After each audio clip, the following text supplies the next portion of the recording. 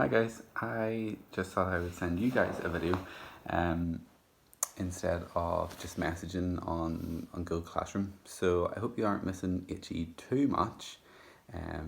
We should be having it today and tomorrow, but I just thought that I would tell you what it is that you should be trying to get on with yourself at home. So by this point you should be up to about page number 14 of your food processing booklet. And today and tomorrow, I want you to continue on with page 14 to the end of the booklet. Okay, so it's only 3 or 4 pages roughly. Okay, and it's really important that you're keeping up to date on this if you can. If you have any questions, please do message me. Please do ask me, because it's really important that you keep on top of this. We probably won't have time in September or whenever we're back to go over these kinds of things.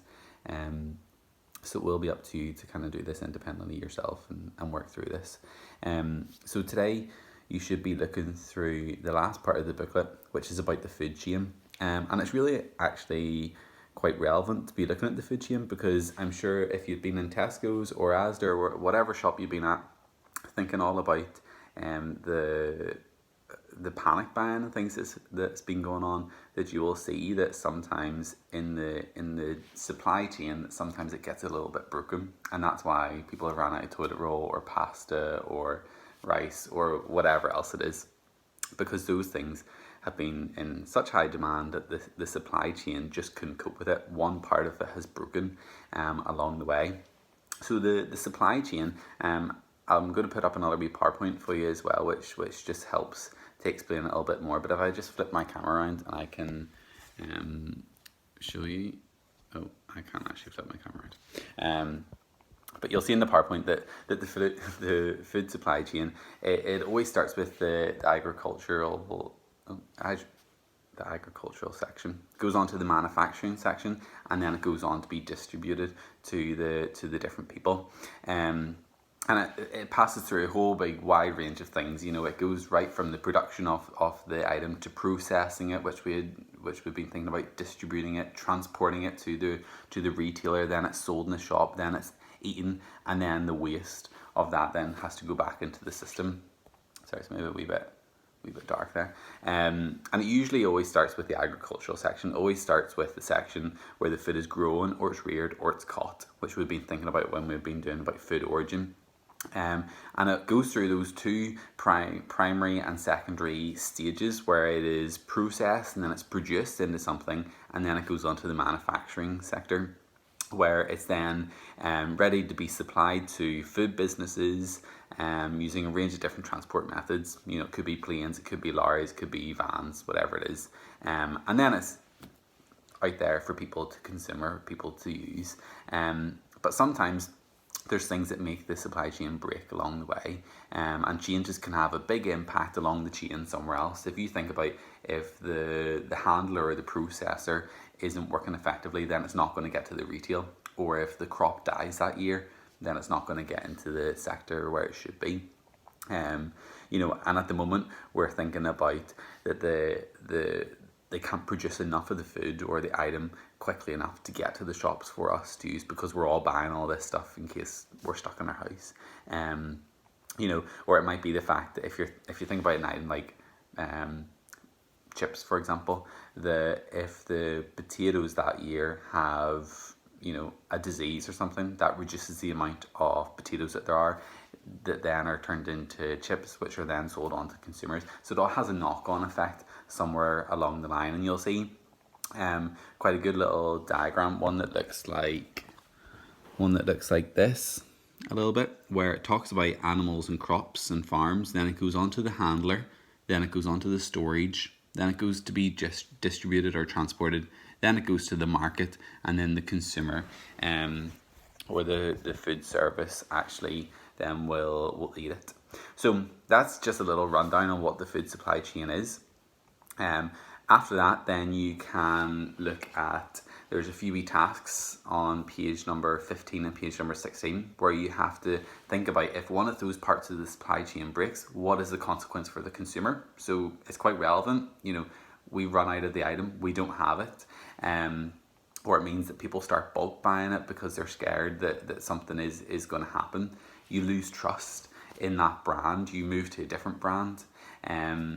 You know, so there's some of the consequences for the consumer. For the producer, it means that they have less turnover, which is less profit. They have a delay or a backlog of different orders. The cost can go right up quite high. Their reputation is damaged. The staff might be impacted. They can't meet the demand. Investors lose confidence in them. The media says that they're useless at producing that product, and that's all kinds of things that are really relevant to us at the moment. And then from there, I've given you an item of potato, cheese, and onion crisps, or whatever flavor you want. Think about what are all the different stages that have to happen for that item to be produced. What are all the different elements in the food chain that will have to go from, right from the seed being grown to you eating that packet of crisps wherever you are. Okay, and then page number 16 and page number 17, I've given you loads of different terms.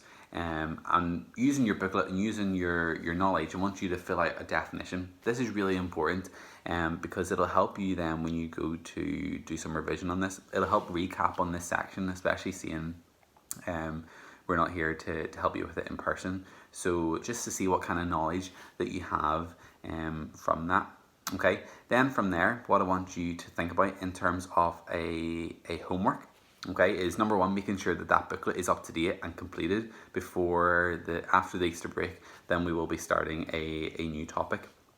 And your homework this week isn't really so much of a written homework, but it's a practical homework. Okay, I want you to upload a photo of a meal that you have made at home. Okay, that you have made. Okay, not somebody else in your house, but something that you have made. It's not something where I'm asking you to go to the shop and queue up outside, or to leave your house, because it's not an essential journey. But whatever you have at the house, or if you're going shopping in the next couple of days, I want you to get something that you could make a meal with. Okay, not a starter. Well, it could be a starter, but not a dessert. Okay, I'm thinking a main meal. Try and use things that are in your cupboards already. Try and challenge yourself to be inventive with what you already have. And then I want you to upload a photo of what you have made, okay, onto Google Classroom.